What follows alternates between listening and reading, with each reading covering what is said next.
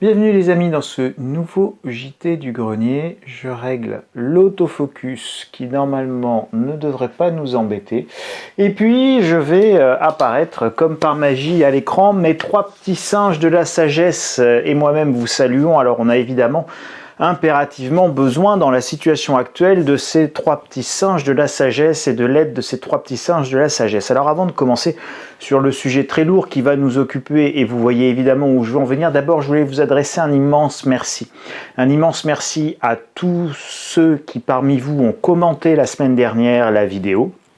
Et honnêtement, objectivement, vos commentaires ont été d'une bienveillance, d'une gentillesse, d'une pondération et d'une sagesse dont les chefs d'État devraient s'inspirer sur des sujets aussi passionnés, aussi clivants et qui génèrent autant de violence et de souffrance, bien évidemment. Donc un immense merci à vous pour la sagesse de vos commentaires, pour l'absence d'outrance, de provocation, vraiment. Merci beaucoup et j'espère que ce sera exactement la même chose à l'issue de cette vidéo, au titre évidemment extrêmement inquiétant, Troisième Guerre mondiale, la veillée d'armes. Oui, on retient notre souffle, c'est une véritable veillée d'armes que nous vivons et je vais essayer de vous expliquer un petit peu pourquoi c'est une veillée d'armes, une espèce de pause dans la montée des tensions, alors une pause qui est bienvenue. J'espère que cette pause va permettre, avec les trois petits singes de la sagesse, d'amener un petit peu de sagesse et de tempérance dans les propos et dans les actions des grands de ce monde et des dirigeants de ce monde, parce que là on est en train de se diriger tout droit, sans que rien ne semblait pouvoir l'arrêter, vers vraiment un cataclysme et un embrasement généralisé. Ça s'est calmé depuis 2 jours, vous allez voir. D'abord, je voulais juste redéfinir pour peut-être les plus jeunes qui peuvent nous écouter et qui ne sauraient pas ce que c'est qu'une veillée d'armes. La veillée d'armes, ça vient du Moyen-Âge et c'était en fait la nuit de méditation qui précédait la cérémonie d'adoubement d'un chevalier. Voilà, donc ça c'était pour la petite histoire et donc ça a donné, par évolution du sens qu'on a donné à ce terme de veillée d'armes, eh bien tout simplement la préparation morale à une épreuve, à une action difficile. Eh bien, la veillée d'armes, c'est le fait d'attendre le combat, d'attendre l'action qui va évidemment être difficile. Et donc le monde vit actuellement une veillée d'armes, alors moins évidemment côté des habitants de Gaza parce qu'ils sont sous les bombes, donc eux ils sont en plein dans le conflit. Côté Hezbollah, dans le sud du Liban, nous avons quelques incursions et quelques escarmouches, ça reste extrêmement limité. Donc on peut dire que globalement le monde entier est en veillée d'armes, on retient littéralement notre souffle. Et donc qu'est-ce qui va se passer dans les prochaines heures, dans les prochains jours? That is the question. Alors j'ai évidemment beaucoup lu, beaucoup écouté, beaucoup cherché d'informations ce week-end pour voir un petit peu et comprendre ce qu'il se disait. Alors rapidement, d'abord, le président Herzog, qui est le président israélien, donc vous avez Benjamin Netanyahou, qui est Premier ministre, et puis vous avez le président Herzog, qui est le président de l'État d'Israël, donc c'est pas lui qui exerce le pouvoir, c'est le Premier ministre, mais enfin bon, il a quand même un rôle, il a surtout un rôle de représentation, et Emmanuel Macron, quand il a dit « je me suis entretenu avec le président israélien », il en a parlé, il a évoqué, donc voilà, c'est aussi une forme de canal diplomatique important. Le président israélien a eu des propos extrêmement durs ce week-end, il a déclaré qu'il n'y avait pas de citoyens innocents dans la bande de Gaza. Alors s'il vous plaît, je ne suis pas en train de dire c'est bien, c'est mal, et je vous fais pas de politique, vous savez à quel point je suis bienveillant et à quel point chaque souffrance humaine me touche profondément, donc c'est pas le sujet. On sort vraiment de l'émotion et on fait de l'analyse pour bien comprendre ce qui est en train de se jouer, ce qui risque de se produire et quels sont les enchaînements pour le coup funeste et mortel que nous sommes en train de voir, de vivre sous nos yeux de manière complètement ébahie, et je dirais même c'est totalement ahurissant.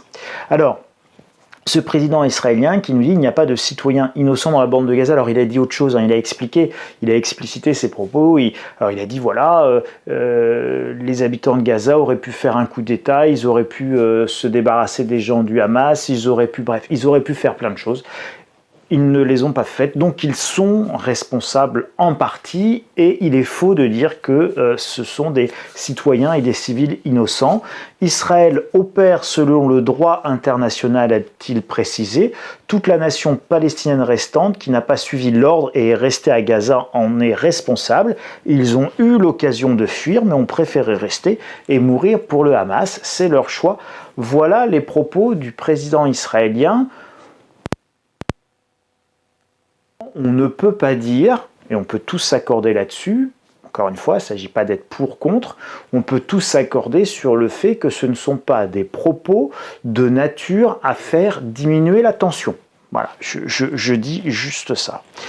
Alors, évidemment, en face, on a Macron qui s'est entretenu avec le président iranien il y a quelques heures de ça, et l'Iran dit la même chose. Si Israël poursuit ses massacres et le siège de la bande de Gaza, le conflit s'élargira et l'Iran n'aura pas d'autre choix que de rentrer dans le conflit. Vous allez voir, j'ai pris énormément de captures d'écran ici de i24 News, qui est un site d'information israélien. C'est volontaire, d'accord? C'est volontaire parce que comme ça, c'est un média parfaitement officiel, et donc il n'y a pas de possibilité de dire c'est de la fake news, c'est de la fausse information, c'est de la... Voilà, on ne peut pas contester ce qui est marqué là. Encore une fois, il ne s'agit pas d'être pour ou contre, ce sont des informations factuelles, et puis nous on discute autour de ces informations factuelles, évidemment. Mais c'est volontaire. Donc toujours sur i24 News, ces menaces mutuelles qui continuent à s'enchaîner, bien évidemment, c'est la Chine qui a réagi de manière très très claire, qui dit que Israël est au-delà de l'autodéfense selon Pékin, et Pékin qui a dit que Pékin soutient la juste cause de la nation palestinienne. Donc les Russes sont évidemment à la manœuvre derrière la cause palestinienne. Une résolution va être présentée par la Russie au Conseil de sécurité des Nations Unies. Alors il y a très peu de chances qu'elle soit adoptée, on verra bien ce qui va se passer, mais enfin, en tout cas, voilà, la Russie va proposer une résolution en reparlant de cessez-le-feu, de paix, d'État palestinien, etc. etc. Et ça, si vous voulez, on voit bien les alliances, évidemment, qui sont en train de se nouer, les positions qui sont en train d'être prises, si vous voulez, et les camps qui sont vraiment en train, voilà, d'émerger, et donc le clivage qui est en train de se faire dans le monde.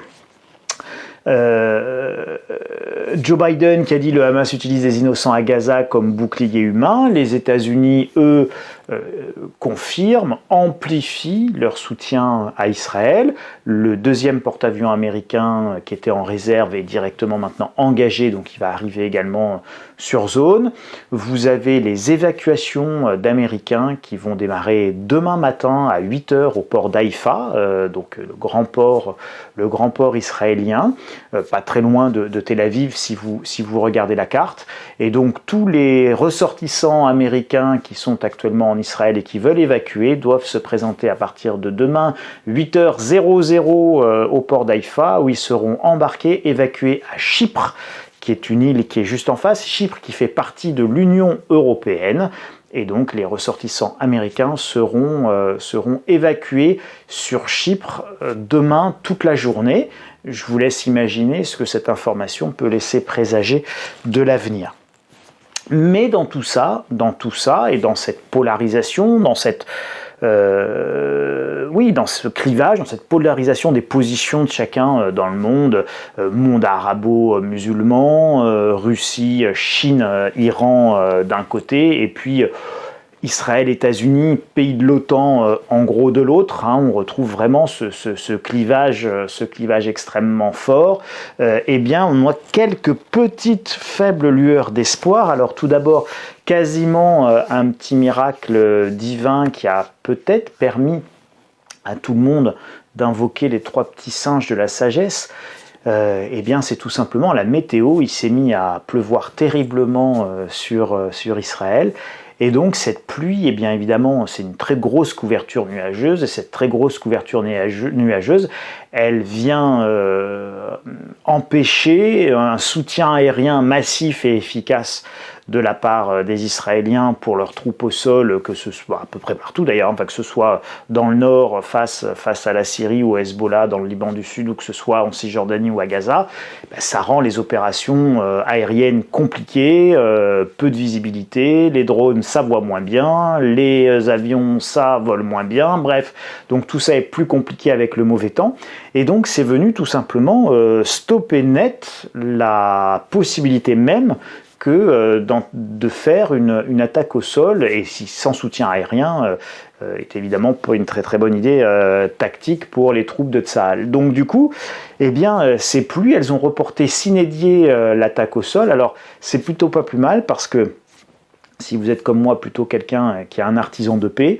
et qui veut favoriser au maximum la paix, et on doit évidemment la rechercher. Je ne sais plus qui disait, le seul combat qui vaille d'être mené, c'est le combat pour la paix. Donc, voilà, c'est se battre pour la paix. Bon, ben, évidemment, c'est le seul combat qui mérite d'être mené, même si le mot combat et le mot paix mis dans la même phrase sont évidemment antinomiques, mais c'est ce qui fait aussi la force intellectuelle de cette phrase. Donc l'attaque au sol, elle est reportée, un temps de plus pour la paix, c'est plutôt pas mal. Vous avez donc actuellement des négociations qui se mènent.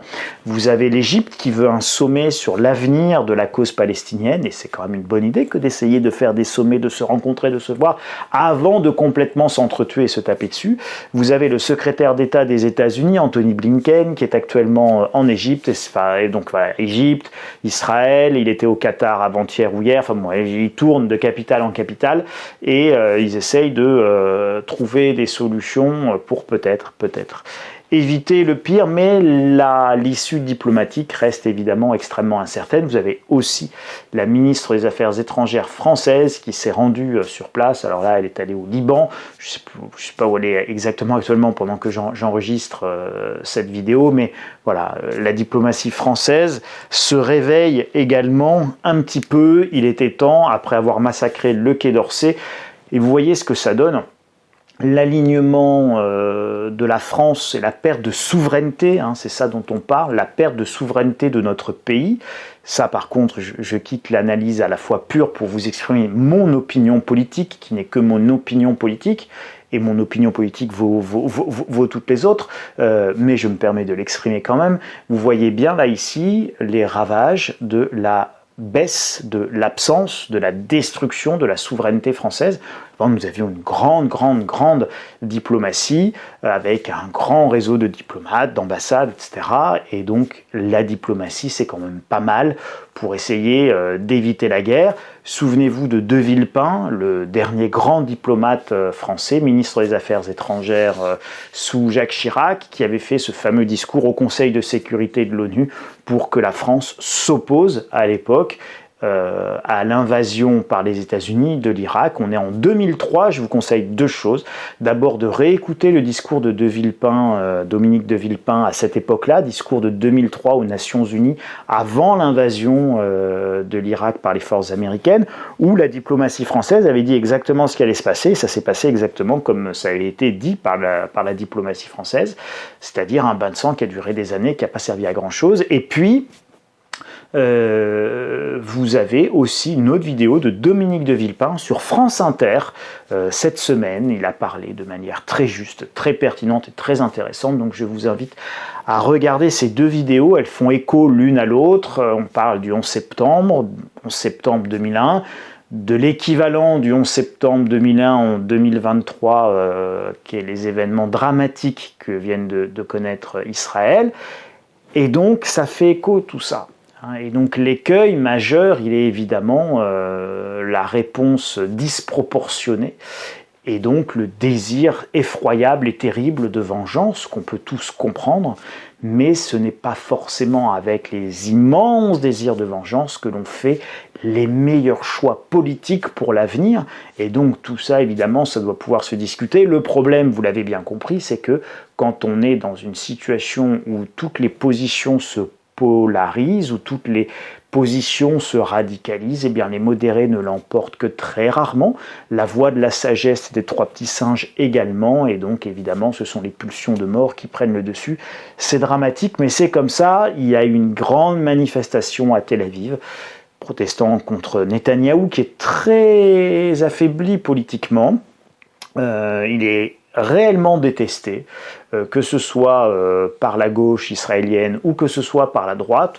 Tout le monde de toute façon lui reproche de ne pas avoir assuré et su assurer la sécurité des Israéliens et de ne pas avoir su protéger la population israélienne. Il est politiquement très affaibli et vous avez 500 000 Israéliens qui ont défilé dans les rues de Tel Aviv au nom de Bibi assassin.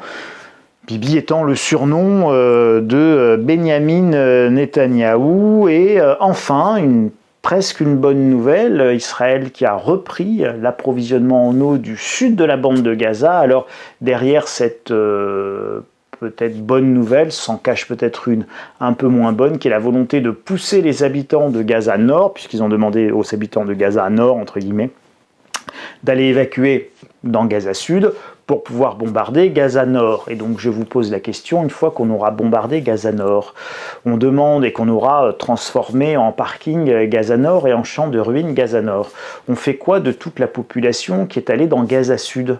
On leur demande de venir se réinstaller dans Gaza Nord et dans les champs de ruines pour bombarder Gaza Sud, où évidemment les gens du Hamas ne sont pas allés, dans le sud puis dans le nord, non, et on les renvoie dans un champ de ruines, ou on les pousse un peu plus bas, évidemment dans le désert du Sinaï, du côté de l'Égypte. Alors la vraie question qui se pose, elle est celle-là aussi, c'est qu'est-ce qu'on va faire des habitants de Gaza, et donc quel est l'objectif? Alors l'objectif uniquement militaire de la vengeance, c'est une chose, hein, on va supprimer le Hamas et puis on va se venger, ok, ça c'est une chose, mais enfin évidemment c'est pas ça une guerre. Une guerre, elle a toujours des objectifs politiques, et l'objectif politique de cette guerre est très simple, très certainement.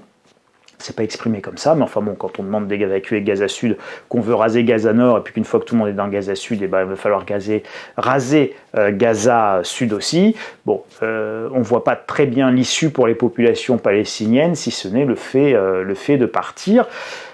Qu'est-ce qui va se passer?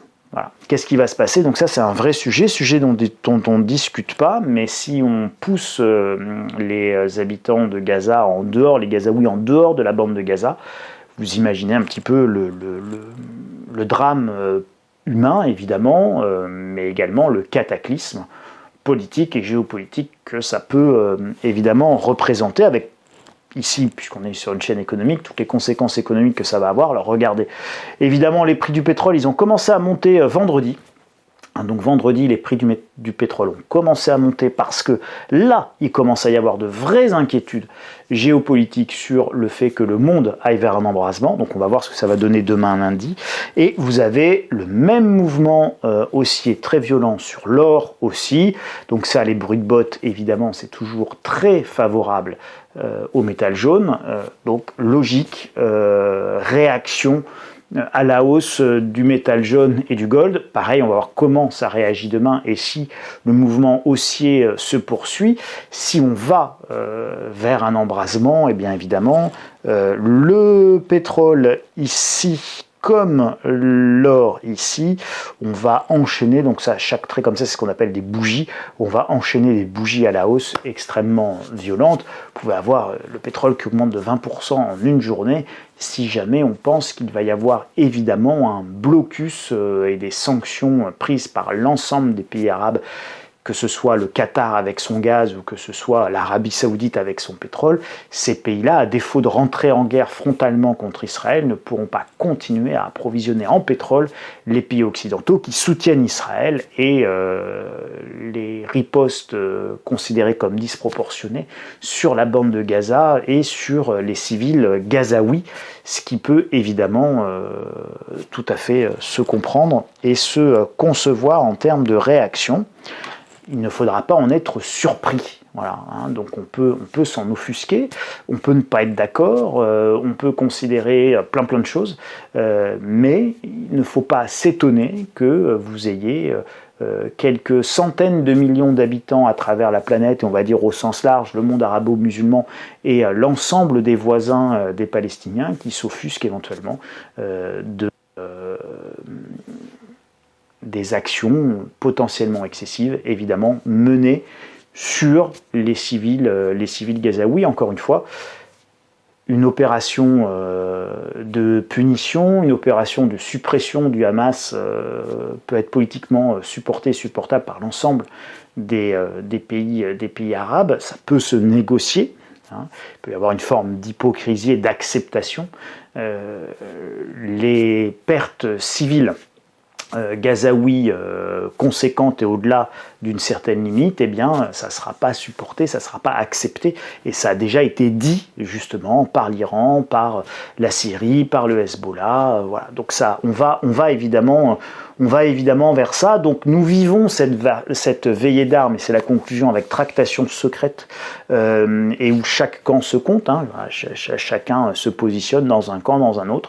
On prend position, il n'y a finalement pas de place pour la neutralité. Hein. Vous voyez bien que encore une fois, dans cette polarisation qu'entraînent les attaques du Hamas sur Israël et la riposte israélienne sur la bande de Gaza où se trouve le Hamas, vous voyez bien que les positions clairement se polarisent et donc chacun choisit son camp. Il n'y a pas de non, moi je suis neutre, je ne choisis pas. Vous voyez à quel point il est très très difficile d'essayer d'avoir des propos neutres ou une attitude relativement neutre. Non, c'est une guerre et une violence qui polarisent radicalement les positions. Cette guerre peut nous prendre par surprise, et ça je voulais vraiment attirer votre attention. Vous avez vu samedi dernier, voilà, on est, je ne veux pas dire dans un monde de paix parce qu'on a une guerre en Ukraine, hein, donc d'ailleurs c'est lié un petit peu quand même, hein, bon, mais on n'est pas dans un monde de paix, mais enfin bon, globalement notre quotidien tel qu'il est, et tout d'un coup notre quotidien bascule dans quelque chose de dramatique, les événements de samedi dernier, et regardez où nous en sommes une semaine après, nous sommes au bord de l'embrasement généralisé en termes militaires, donc ce conflit peut s'étendre à une vitesse absolument incroyable, et on peut partir dans un enchaînement mortifère en 15 jours, 3 semaines, et en moins de temps qu'il n'en faut pour même prendre conscience du fait que la situation part complètement vers un conflit militaire ouvert de très haute intensité, et une fois que le conflit est ouvert de très haute intensité, qu'il y a plusieurs acteurs majeurs qui rentrent en considération et qui rentrent dans les combats, que l'État d'Israël peut voir son existence menacée, eh bien vous arrivez en moins de temps qu'il n'en faut sur la potentialité même de l'utilisation de l'arme nucléaire. Donc si vous voulez, on est vraiment sur quelque chose qui est complètement, enfin c'est un événement absolument monumental, aux conséquences géopolitiques absolument monumentales, aux implications absolument monumentales, et où techniquement, militairement, on peut aller vers le pire de manière extrêmement rapide, sans quasiment même avoir le temps de l'option diplomatique, des échanges, de la discussion, et donc de trouver des solutions. Donc ça, attention, le monde peut vraiment basculer en quelques jours, en quelques heures, donc soyez très très vigilants. Pour le moment, la guerre n'est pas totale parce que l'armée israélienne n'a pas commencé son offensive terrestre. Voilà, donc l'indicateur qu'on surveille, c'est évidemment le déclenchement ou pas des opérations au sol de manière massive et significative. Attention, une incursion de commando de l'armée israélienne pour aller chercher un vilain méchant du Hamas, l'emmener, lui faire la peau, alors soit le liquider, soit l'arrêter, machin. Bon, a priori, on peut plutôt penser que c'est plutôt le liquider que de le ramener à la maison pour le mettre en prison, mais bref, on fait une incursion, on fait une frappe ciblée, on va sur une cible, c'est un assassinat ciblé parce que les types, ils ont commandité les tueries de masse en Israël. Encore une fois, ça, c'est quelque chose qui peut globalement être accepté par très très grande majorité des dirigeants du monde arabo-musulman. Donc des petites incursions terrestres n'auront pas du tout le même effet évidemment qu'une invasion terrestre totale où on pousse les civils dehors avec des images effroyables, etc. etc. Je vous laisse imaginer. Donc ça, c'est ce qu'il va falloir surveiller évidemment dans les prochains jours si Israël attaque et déplace les populations. Alors là, par contre, la boîte de Pandore va s'ouvrir. Et quand on ouvre la boîte de Pandore, hein, expression pour dire on ouvre la boîte et il y a le méchant génie qui sort de là, et bien évidemment le génie il est méchant, il est tellement méchant le djinn que c'est évidemment le pire qui se passe et c'est la guerre totale qui peut évidemment arriver. Et donc le monde basculera dans la guerre totale, potentiellement, et s'il bascule dans la guerre totale, eh bien l'économie qui n'est que de l'intendance va tout de suite basculer dans économie de guerre. Et l'Europe, ça c'est nos faiblesses, vous avez vu ce qu'il s'est passé avec l'assassinat du professeur, et donc vous voyez la fragilité aussi de nos pays européens, et donc cette fragilité, elle risque évidemment de nous sauter à la figure en cas d'embrasement généralisé au Moyen-Orient. Il y aura forcément des conséquences aussi chez nous. C'est pas une guerre qui sera chez les autres, c'est aussi une guerre qui sera en partie chez nous, et on n'échappera pas aux conséquences désastreuses économiques et dans une certaine mesure également sociales et sécuritaires sur notre propre territoire. Donc attention, la situation est extrêmement grave, et donc c'est pour ça qu'il faut en parler avec beaucoup de retenue, beaucoup de sagesse, beaucoup de pondération et beaucoup évidemment d'humanité en disant mais comment on fait pour trouver les meilleures solutions de paix, encore une fois, hein, et c'est pas un gros mot que d'avoir envie de parler de paix et de la manière dont on peut être ensemble sans s'entretuer. Et ça c'est valable ici comme là-bas comme ici, en Palestine comme chez nous.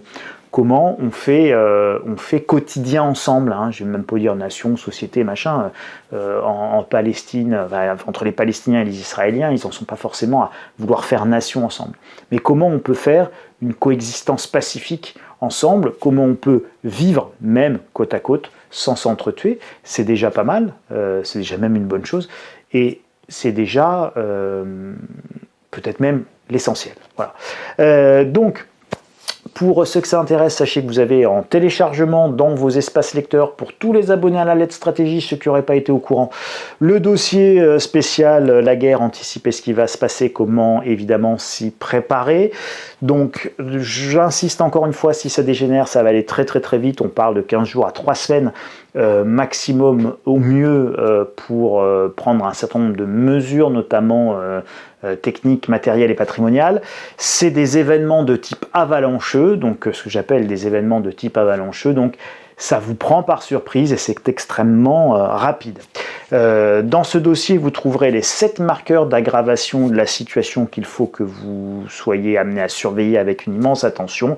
Vous trouverez les 4 niveaux d'alerte et d'évolution du conflit. On est actuellement au niveau d'alerte numéro 1. Les 4 paliers de préparation qui correspondent évidemment à chacun de ces niveaux d'alerte. Ça ne sert à rien d'être complètement prêt au pire si la tension diminue, qu'il y a une désescalade et une solution diplomatique qui est trouvée, ce que évidemment, en tout cas moi j'espère, et j'espère qu'on est extrêmement nombreux à souhaiter que la paix l'emporte. Encore une fois, la paix ne doit pas être un gros mot et il faut avoir le courage de dire on doit parler, on doit discuter et on doit trouver les solutions pour faire la paix. Ça n'empêche pas de sanctionner, ça n'empêche pas de punir, ça n'empêche pas d'avoir une riposte extrêmement forte vis-à-vis de ce qui s'est passé quand on se place d'un point de vue israélien. Mais même si ça a été absolument horrible, et ça ne justifie rien encore une fois, il n'en demeure pas moins qu'il faut bien à un moment donné parler de paix. Comme il faudra parler de paix avec la Russie, à moins que vous pensiez que il faut tuer jusqu'au dernier Russe, et si on doit tuer jusqu'au dernier Russe, eh bien ça va avoir des conséquences chez nous. Parce qu'il ne faut pas s'imaginer que les Russes se laissent tuer jusqu'au dernier sans que ce soit un peu désagréable pour ceux qui ont envie de tuer tous les Russes. Et donc, il ne faut pas s'imaginer que les Israéliens se laisseront tuer jusqu'au dernier Israélien si jamais les Palestiniens voulaient faire ça, et sans que ça entraîne évidemment des conséquences très désagréables pour eux, mais l'inverse est également vrai, la réciproque est également vraie, donc soit on s'entretue tous jusqu'au dernier, soit évidemment à un moment donné, eh bien, il faut bien falloir parler de paix et trouver des compromis et des solutions, encore une fois, pour vivre côte à côte en paix.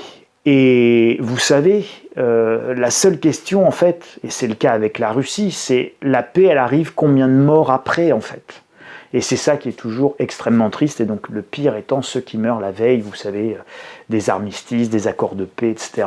Voilà, c'est les derniers morts. Bon, c'est encore plus triste. Et puis évidemment, vous trouverez dans ce dossier les mesures d'urgence à prendre pour votre patrimoine, votre cash à la banque et vos différents produits et placements financiers, parce qu'évidemment, il va y avoir des choses à faire, et même si la situation est grave, eh bien encore une fois, espérons simplement que la raison va l'emporter et que une solution négociée entre les différentes grandes nations va pouvoir être trouvé. Je ne vous cache pas que pour le moment, on ne semble pas en prendre le chemin, et que, circonstance aggravante évidemment, le conflit en Ukraine, entre la Russie et l'Ukraine, qui est en fait un conflit OTAN-Ukraine via OTAN-Russie, via l'Ukraine proxy, Ukraine interposée. Bon bah là c'est un peu le match retour là, voyez-vous, qui est en train de se mettre en place en Israël, où là c'est les Ukrainiens qui servent à affaiblir les Russes et à tuer du Russe. Bon bah là ça va être un peu les Israéliens, enfin pas les Israéliens, mais le fait que ce soit passé en Israël. Les Américains risquent d'arriver en Israël, et puis ça risque de devenir un bourbier pour l'armée américaine, comme ça a été évidemment un bourbier en Irak pour l'armée américaine, qui malgré toute sa puissance n'a jamais su évidemment occuper l'Irak, parce qu'il n'y a pas à occuper ce genre de pays. Voilà, c'est assez compréhensible, assez logique, donc ce sont des guerres qui sont perdues d'avance. Alors, eh bien écoutez, partagez cette vidéo, mettez-lui un doigt bleu et un j'aime, commentez avec beaucoup de sagesse et de bienveillance s'il vous plaît, comme vous l'avez fait la dernière fois, et encore une fois, mille merci pour votre pondération et votre sagesse, vraiment, mille merci, c'est rare.